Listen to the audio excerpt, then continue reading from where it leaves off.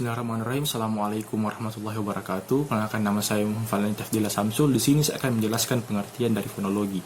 Secara etimologi, fonologi berasal dari gabungan kata fon, yaitu bunyi, dan logi, yaitu ilmu.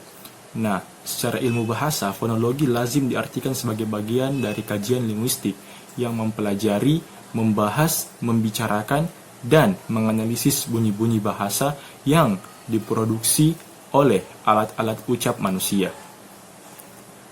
Dalam KBBI atau Kamus Besar Bahasa Indonesia tahun 97 dinyatakan bahwa fonologi adalah bidang dalam linguistik yang menyelidiki bunyi-bunyi bahasa menurut fungsinya. Menurut Krida Laksana tahun 2002 dalam Kamus Linguistik, fonologi adalah bidang dalam linguistik yang menyelidiki bunyi-bunyi bahasa menurut fungsinya. Dengan demikian, fonologi adalah sistem bunyi dalam bahasa Indonesia, atau dapat juga dikatakan bahwa fonologi adalah ilmu tentang bunyi bahasa. Materi selanjutnya akan dibawakan oleh Saudari Fatia. Sekian dan terima kasih. Assalamualaikum warahmatullahi wabarakatuh. Assalamualaikum warahmatullahi wabarakatuh. Di sini saya akan melanjutkan materi dari saudara Fadlan. Yang pertama, ada fonetik. Fonetik yaitu ilmu bahasa yang membahas tentang bunyi-bunyi ujaran yang dipakai dalam tutur dan bagaimana bunyi itu dihasilkan oleh alat ucap.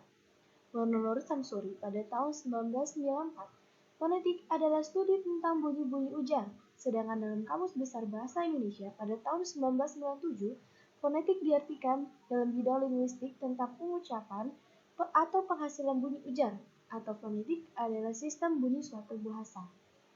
Dengan demikian, dapat disimpulkan bahwa fonetik adalah ilmu bahasa yang membahas bunyi-bunyi bahasa yang dihasilkan oleh alat ucap manusia, serta bagaimana bunyi itu dihasilkan.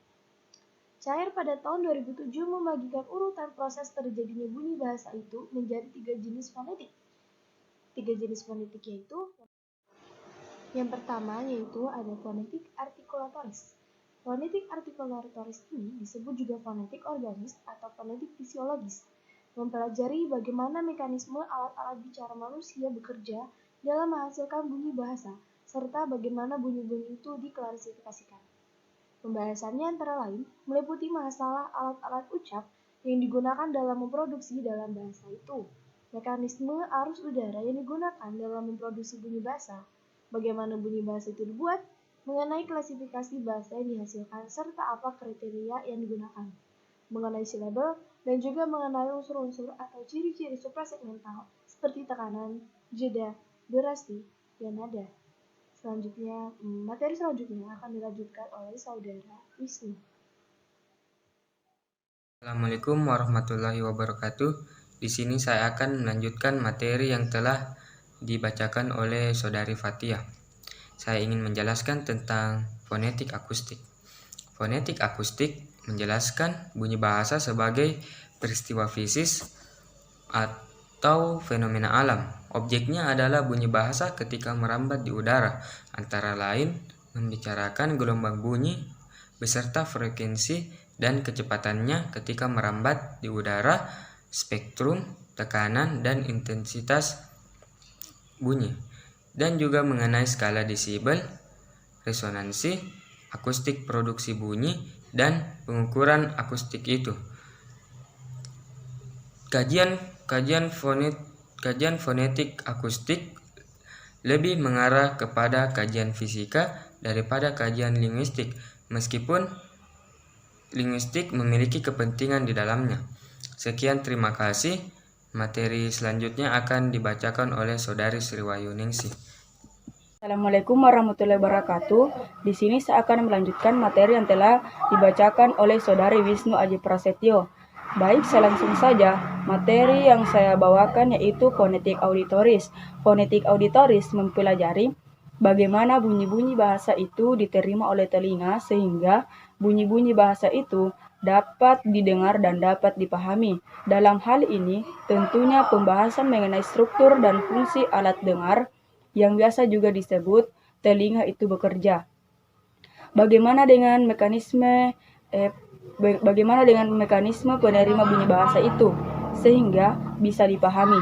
Oleh karena itu, kajian fonetik auditoris lebih berkenan dengan ilmu kedokteran termasuk kajian neurologi. Sekian dari saya. Materi yang selanjutnya akan dibacakan oleh Saudari Rizkawati. Assalamualaikum warahmatullahi wabarakatuh.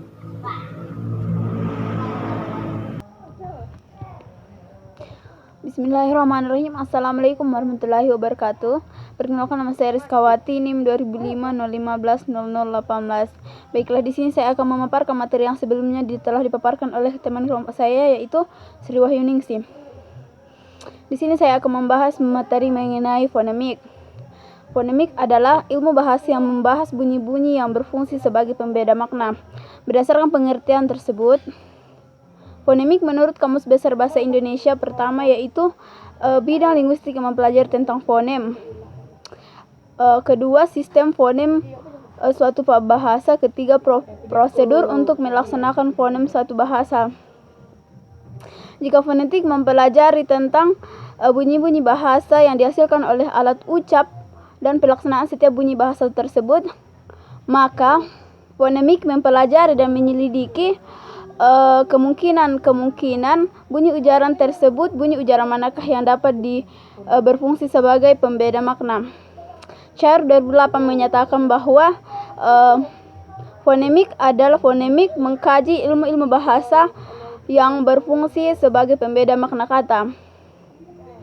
Sebagai contoh, pada bunyi LAB dan bunyi LAB dan U dan bunyi LRAB dan U.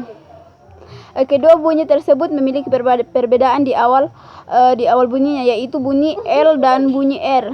Dengan demikian dapat disimpulkan bahwa bunyi L dan bunyi R itu adalah fonem yang berbeda.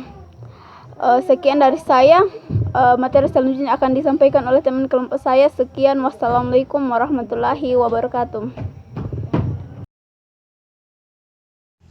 Assalamualaikum warahmatullahi wabarakatuh.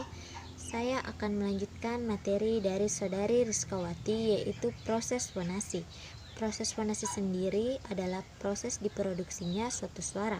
Terjadinya bunyi bahasa pada umumnya dimulai dengan proses pengumpahan udara keluar dari paru-paru melalui pangkalan tenggorok ke pangkal tenggorok, yang di dalamnya terdapat pita suara. Supaya udara bisa terus keluar, pita suara harus berada dalam posisi terbuka.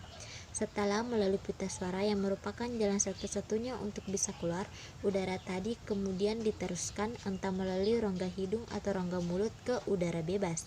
Hambatan terhadap udara atau arus udara yang keluar dari paru-paru ini dapat terjadi dari mulai tempat yang paling dalam, yaitu pita suara, sampai tempat yang paling luar, yaitu bibir atas dan bibir bawah.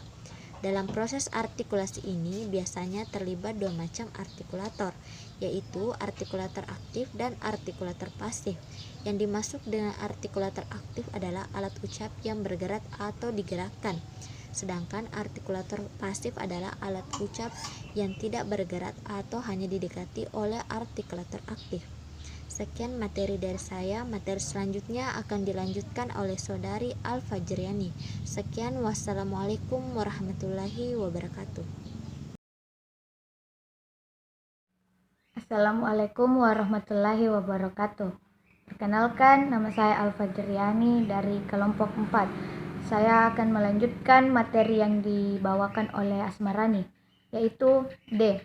Gejala fonologi dalam bahasa Indonesia. Gejala fonologi dalam bahasa Indonesia ada 6. Yang pertama, penambahan fonem. Penambahan fonem pada suatu kata pada umumnya berupa penambahan bunyi vokal. Penambahan ini dilakukan untuk kelancaran ucapan. 2. Penghilangan fonem. Penghilangan fonem adalah hilangnya bunyi atau fonem pada awal, tengah, akhir dari sebuah kata tanpa mengubah maknanya. 3. Perubahan fonem.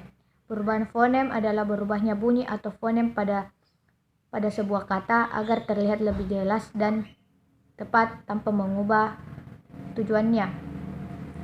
4. Kontraksi adalah gejala untuk memperlihatkan adanya satu atau lebih kata yang dihilangkan. 5. Analogi Analogi adalah pembentukan suatu kata baru berdasarkan suatu contoh yang sudah ada. 6.